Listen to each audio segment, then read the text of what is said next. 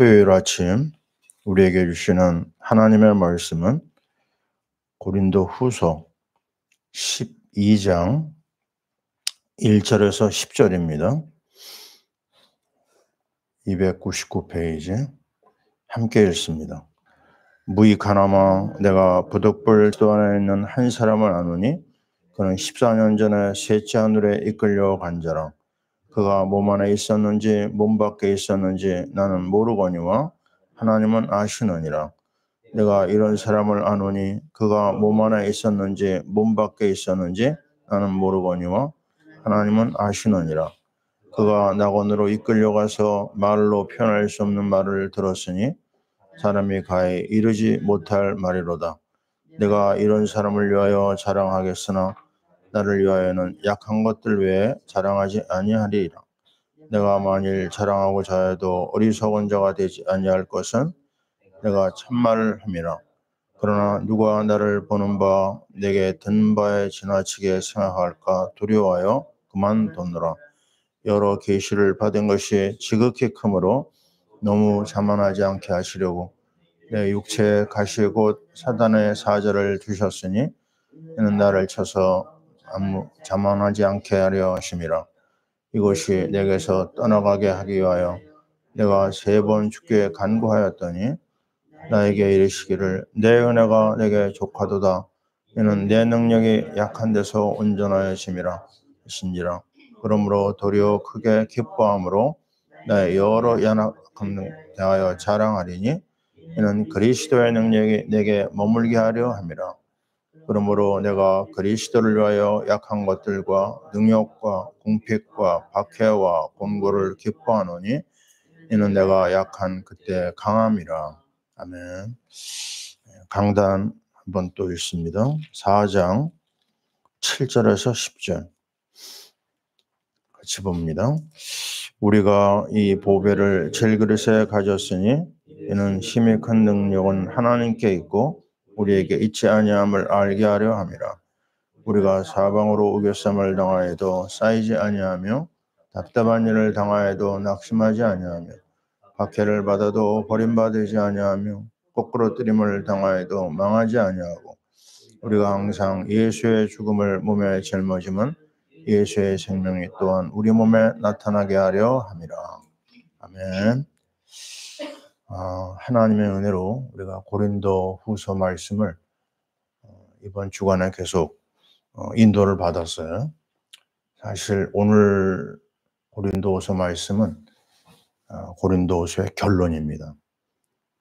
우리가 결론을 붙잡으면 다 붙잡은 거죠. 자, 얼마나 중요한 말이냐면 바울이 하려고 하는 가장 중요한 그 핵심적인 말씀이 오늘 나와 있습니다.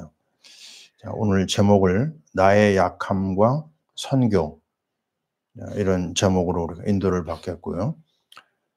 오늘 말씀에 보면 평소에 이 바울은요 그 말씀에 근거한 거를 자꾸 증거하려고 애를 쓰거든요.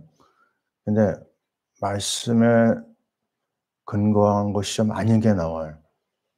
체험적인 게 나옵니다. 이게 굉장히 조심스러운 부분이거든요. 이 체험이라고 하는 것은 조금 주관적인 경우가 있기 때문에 모든 사람이 일반적으로 체험할 수 있는 내용이 아니거든요. 그래서 자기가 경험하고 나서도 굉장히 조심스럽게 얘기합니다. 뭐라고 얘기하죠? 부득불 이랬습니다. 부득불. 말을 해야 될까 말아야 될까 막 이제 고민이 있는 것 같아요. 그러면서 자기 자신이라고 얘기를 하지 않고 3인칭을 씁니다. 어떤 한 사람이 그렇게 얘기를 하죠. 그 사람이 그리스도 안에 있는 사람인데 14년 전 이야기입니다. 셋째 하늘에 이끌려 올라간 얘기를 하고 있어요. 삼층천이다 우리 보통 얘기를 하죠. 그러면서 하는 말이 뭐죠? 그가 몸 안에 있었는지 몸 밖에 있었는지 알지 못한다. 그렇게밖에 표현을 못할 것 같아요. 근데 그 삼층천이 뭘까? 4절에 나옵니다. 낙원으로 이끌려가서 그랬어요. 낙원. 이게 바로 하나님 나라거든요. 말로 표현할 수 없는 말을 들었으니 표현이 안 됩니다. 근데 그가 본 것이 무엇일까? 자세한 얘기는 안 나와요. 근데 너무너무 황홀한 체험을 한 겁니다. 하나님 나라의 신비스러운 세계를 맛을 본 거예요. 그래서 이거를 체험하고 나서도요, 계속 혼자만 갖고 있다가 이게 지나치게 생각할까 봐 말하는 것을 그만두겠다. 끝에 가서는 이렇게 얘기를 합니다. 한마디로 말하면 우리가 누려야 될 하나님 나라의 그 은혜입니다. 우리 주님과 함께하고 주님이 우리와 더불어 함께하는 최고의 패러다이스죠. 그 맛을 본 겁니다. 그 외에도 바울은 수많은 하나님의 은혜를 체험하고 누렸죠. 그러다 보니까요, 너무 특별한 경험을 많이 하니까 하나님이 뭘 주셨어요? 가시를 줬습니다. 사단의 가시. 병을 준 거예요. 이 병이 뭘까? 학자들마다 의견이 좀 다른데요. 어떤 사람은 간질이다 이렇게 말하는 사람이 있고, 어떤 사람은 예수님을 다메섹에서 만날 때 빛으로 받았거든요. 이 눈을 처음에 뜰 수가 없었어요. 그래서 며칠 동안 이게 눈을 갖다가 안 보이는 그런 시간이 있었거든요. 그래서 안질이다 이렇게 얘기하는 사람도 있습니다. 어쨌든 그 안질이 그에게 있는 병이 굉장히 불편한 거예요. 그래서 하나님 앞에 3번 간구했다고 그러죠. 근데 하나님은 안 들어주세요. 왜 안 들어주세요? 내 은혜가 내게 족하다고 그럽니다. 네가 자만할까 봐 하나님이 이 가시를 너에게 주었다. 이렇게 얘기를 합니다. 그래서 이게 불편한 거거든요. 굉장히 고통스러운 거거든요. 근데 고통을 느낄 때마다 바울은 뭐를 바라보는 거죠? 하나님의 은혜입니다. 이게 역설적인 얘기예요. 우리가 너무 편하면요, 어떤 현상이 일어날까요? 인간은 어쩔 수 없어요. 굉장히 간사하거든요. 그러면 이 은혜 주신 것의 주체인 하나님을 놓쳐버릴 수가 있어요. 애들도 키울 때요, 너무 그냥 좋은 것만 계속 주면 나중에 좋은 것이 당연한 것을 여기거든요. 부모님의 은혜를 모릅니다. 그래서 가끔 좀 어려운 환경에다 보낼 필요가 있다 이런 얘기 하잖아요. 마찬가지입니다.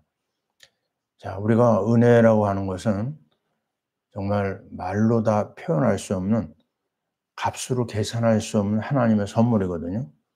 근데 이 은혜가 가만히 돌아보면요, 언제 내 안에서 사실화되냐면 내가 약할 때입니다.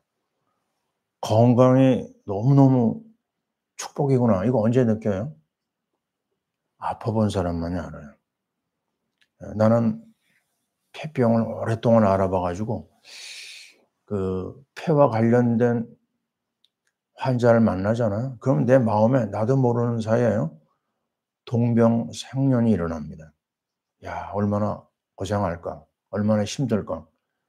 또 내가 여기 어깨 수술을 한 적이 있거든요. 1년 동안 내가 고생했던 기억이 납니다. 그 고통은요, 상상을 초월해요. 아픈 게요. 박근혜 대통령이 그 병으로 수술한 적이 있었죠. 자, 아플 때 건강의 고마움을 알고요. 또 연약할 때 하나님의 은혜를 기억할 수가 있습니다. 로마서 5장 20절에 그런 말이 있죠.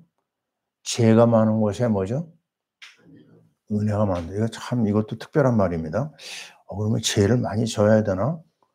그런 얘기는 아니에요.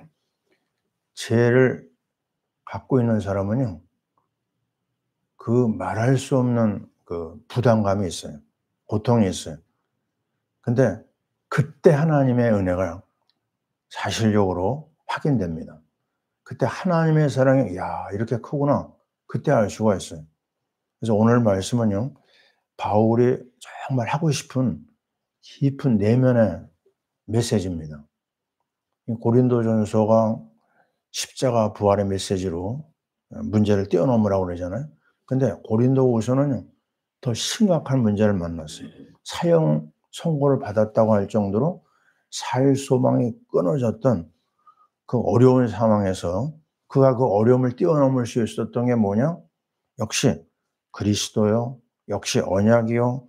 역시 성령의 인도와 충만입니다. 그러면서 결정적인 것은 맞다. 내가 약할 때 하나님의 은혜가 나에게 사실화되는구나. 그래서 나는 이제 자랑할 것이 뭐라고요? 십자가만 자랑하고 나의 연약함을 자랑해야 되겠구나. 여기 나오잖아요.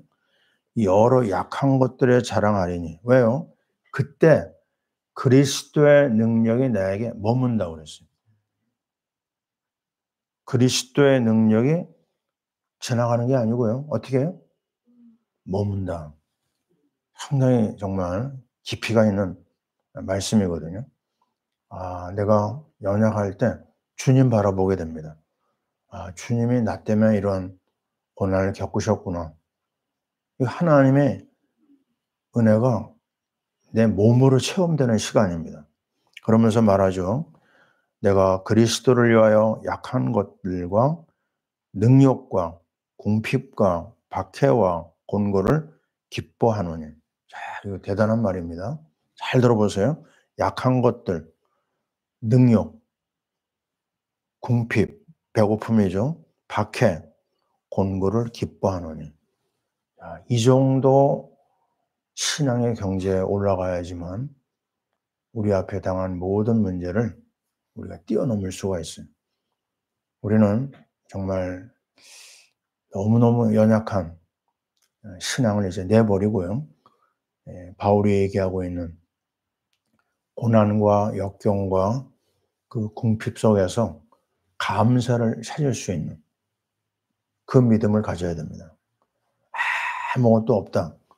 그게 바로 모든 걸 가진 사람이라고 말할 수가 있어요. 모든 것을 가졌다. 그리스도가 내 안에 계시고 하나님이 나의 아버지시고요. 성령이 나의 삶 구석구석을 챙겨주고 계시거든요. 그렇다면 이 너무나 놀라운 그리스도의 비밀, 하나님 나라의 이 엄청난 백그라운드, 하늘 보좌죠.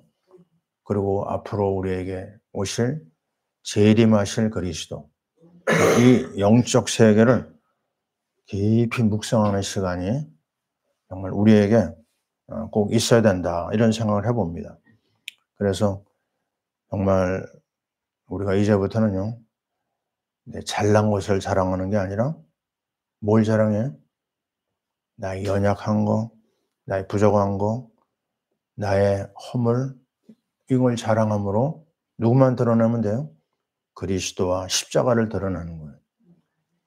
우리가 잘 아는 대로 잘난 것이 나에게 마이너스 되는 경우가 많습니다. 특별히 뭐냐면 교만이 그렇습니다. 교만. 교만해서 넘어지지 않는 사람이 없어요. 모든 부분에 그렇습니다. 교만은 패망의 선봉이요. 넘어짐의 앞잡이거든요. 그래서 아무리 큰 은혜를 받았다 하더라도 엎드려야 됩니다. 그리고 나의 연약함을 자꾸만 드러내야 돼요. 자, 오늘 우리는 이 말씀을 보면서 압살롬이라고 하는 사람을 한번 생각해 봅니다. 다윗의 셋째 아들이잖아요. 너무너무 귀하게 자랐어요. 그냥 다윗이 압살롬은 아마 그냥 껴안고 살았던 것 같아요. 또 굉장히 특별한 게 있습니다. 뭐라고 성경은 얘기하냐면 사무엘하 14장 25절 26절에 보니까요. 이 압살롬은요. 아이돌 같았어요. 뭐라고 표현하느냐? 발바닥에서 정수리까지 흠이 없었다. 아니, 어떻게 외모가 아주 뛰어난 탤런트 같다고 할까요? 그리고 머리카락이 너무 무거워 가지고 연말이 되면 그걸 깎아냈다 뭐 이런 말도 나와요. 자, 어쨌든 굉장히 잘생긴 사람이 아주 아름답다고 그러고 크게 칭찬을 받았다고 그러고 부족함이 없습니다, 외모는요. 그런데 이 외모가 어떤 일이 일어나냐면 이제 반역을 해 가지고 다윗의 사람들이 막 쫓아오니까 노새를 타고, 왜 또 노새를 탔나 모르겠어요. 노새를 타고 도망가는데 큰 상수리 나무 가지에 그 잘난 머리카락이 걸린 거예요. 그래 가지고 대롱대롱 달려 있는 것은 요압이라고 하는 장군이 가서 심장을 찌르거든요. 참 죽음으로 이렇게 거의 마무리가 되는 걸 볼 수가 있습니다. 뭐 때문에? 잘난 것 때문에. 우리 이솝우화 얘기 가끔 얘기하잖아요. 이솝우화의 사슴의 외모가 어때요? 예, 너무너무 예쁘죠, 그죠? 예, 뿔도 아주 굉장히 예쁘고. 근데 사슴이 자기 자신을 볼 때요, 못생긴 게 있어요. 뭐가 못생겼어요? 길쭉한 다리, 예? 앙상한 다리. 이거 왜 다리는 이렇게 이 모양일까? 근데 실제 현장에서 사슴을 구해준 게 뭐예요? 그 못생긴 다리가 사냥꾼으로부터 또 사냥개들로부터 구원을 해 주거든요. 근데 정작 무엇에 걸려요? 그 잘생긴 뿔이 나무에 걸려 가지고 이제 죽게 됩니다. 예, 아주 재미있는 옛날 이야기죠. 마찬가지입니다. 정말 하나님이 나의 삶에서 정말 은혜 주신 걸 잘 생각해 보세요. 대부분요, 내가 어려울 때 받은 은혜입니다. 저는 평생 메시지를 갖고 있잖아요. 7년 동안 나를 시달리게 했던 그 폐병. 그때 나를 건져준 거는요, 이사야 53장 5절 치유의 말씀입니다. 여러분 잘 알잖아요. 이사야 53장 5절. 그가 찔림은 우리의 허물이요, 그가 상함은 우리의 죄악 때문이라. 그가 징계를 받음으로 우리가 평안을 누리고 그가 채찍에 맞음으로 너희가 나음을 입었다고 그랬어요. 이 말씀이 나를 사로잡았습니다. 그리고 잊을 수가 없어요. 또 나는 예레미야 33장 3절을 굉장히 좋아했습니다. 너 어렵느냐? 내게 부르짖으라. 내가 내게 응답하겠고 내가 알지 못하는 크고 은밀한 일을 너에게 보여주마. 그 말씀과 기도를 가지고 나가다가요, 또 사도행전 16장에 그 찬양하는 장면이 나오죠. 바울과 신라가 그 찬양을 가지고 또 거기다 플러스하고, 또 한 가지 이사야 58장 6절에 보면요, 금식에 대한 게 나옵니다. 나의 기뻐하는 금식은, 정말 하나님 앞에 내 삶을 놓고 한 일주일 금식을 했는데요, 그때 이게 다 그 연합이 돼 가지고 치유의 은총을 입었어요. 약을 먹고도 낫지 않는 내 병이 하나님의 기적 같은 은혜, 십자가의 피의 은혜를 덧입고 치유받는 걸 봤거든요. 언제요? 내가 가장 약할 때, 내가 아무것도 할 수 없을 때 하나님의 은혜가 임했습니다. 그래서 우리는 평생 나의 연약함을 잊지 말아야 됩니다. 하나님 앞에 엎드려야 되겠고, 오늘 말씀에 나와 있는 것처럼 정말 그리스도만 드러내고 그리스도만 자랑하는 주의 백성들이 다 될 줄 믿습니다. 한 주간을 마무리하면서 다시 한번 그리스도 앞으로 나아가는 우리 모두가 되기를 원합니다. 아멘. 기도하겠습니다. 하나님 아버지, 너무나 감사합니다. 우리가 죄악 가운데 멸망받을 존재요, 또 엄청난 저주로 인하여 평생 멸망을 향하여 달려갈 수밖에 없었던 우리, 지옥이 우리의 것이었는데 주의 은총으로 말미암아 그리스도의 보혈의 은혜를 덧입고 하나님의 구원의 역사를 체험하고 하나님 나라를 소유하게 하시니 감사합니다. 하나님, 우리 주의 모든 백성들이 이제 주님을 바라보고 주님의 십자가를 든든히 붙잡고 이제 나의 연약함을 인정하고 그 연약함 속에서 감사와 찬양을 하나님 앞에 드리는 우리의 삶이 되게 하여 주옵소서. 하나님 아버지, 이제 우리는 그리스도의 백성입니다. 이제는 하나님의 영광만 드러내고 하나님의 놀라운 은혜를 찬양하고 고백하는 우리의 일생이 되게 도와 주옵소서. 아버지 하나님, 주일을 준비하는 토요일 하루가 되게 하시고 우리에게 말씀해 주시오며 특별히 우리나라 정말 중요한 시간표에 와 있습니다. 하나님이 기뻐하는 일꾼이 일어나게 하시고 하나님이 기뻐하는 하나님의 사람으로 하나님 세워주시기를 바라고 원합니다. 아버지 하나님, 오늘도 우리 사랑하는 선교사님들 현장에 하나님이 함께 하시고 그리스도의 십자가의 능력이, 부활의 능력이 함께하여 주옵소서. 병상에 있는 조종재 선교사님, 또 연약한 우리 지체들 주 예수 그리스도의 보혈의 은혜로 치유하여 주옵소서. 파라 미션교회 성도들이 그리스도의 놀라운 십자가 능력으로 미션 프로젝트를 이뤄나갈 수 있도록 은혜를 주옵소서. 이제는 우리 주 예수 그리스도의 크신 은혜와 우리 하나님 아버지의 사랑하심과 성령님의 역사하심이 그리스도 복음 안에서 나의 연약함을 내려놓고 주님만 바라보기를 원하는 하나님의 자녀들 모두 위에 지금부터 영원토록 함께 있을지어다. 아멘.